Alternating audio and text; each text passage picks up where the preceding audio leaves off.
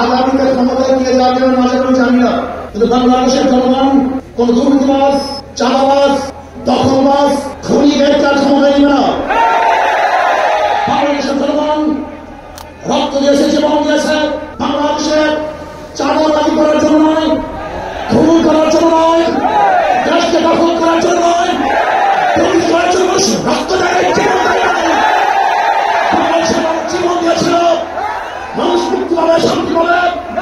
আমার গরিব দুঃখী মানুষ ক্ষুধার্ত থাকবে না, বাংলাদেশের একজন মানুষও ক্ষুধা থাকবে না, বাংলাদেশের একজন গরিব প্রশ্নহীন থাকবে না।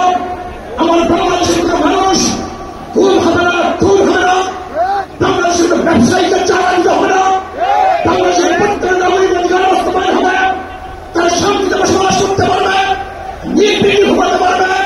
আমার বাবা ইসলাম যে রাস্তায় চলাফেরা করতে পারবে, বাংলাদেশের মসজিদ থাকবে, মাদ্রাসা থাকবে, দাড়ি থাকবে, টুপি থাকবে, দাড়ি থাকবে, আক্রমণ করতে পারবে না।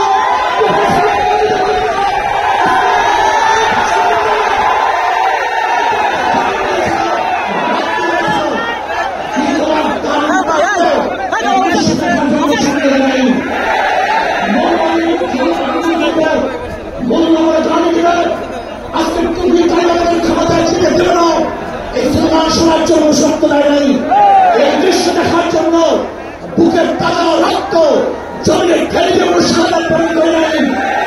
বাংলাদেশের মানুষ সাধারণ বরণ করেছিল এই জাতিকে মুক্তি দেওয়ার জন্য, কোরআন ও সুন্নাহর আইন বাস্তবায়ন করার জন্য। বাংলাদেশের মানুষ ওই ভারতের গোলামি করার জন্য রক্ত দেয় নাই।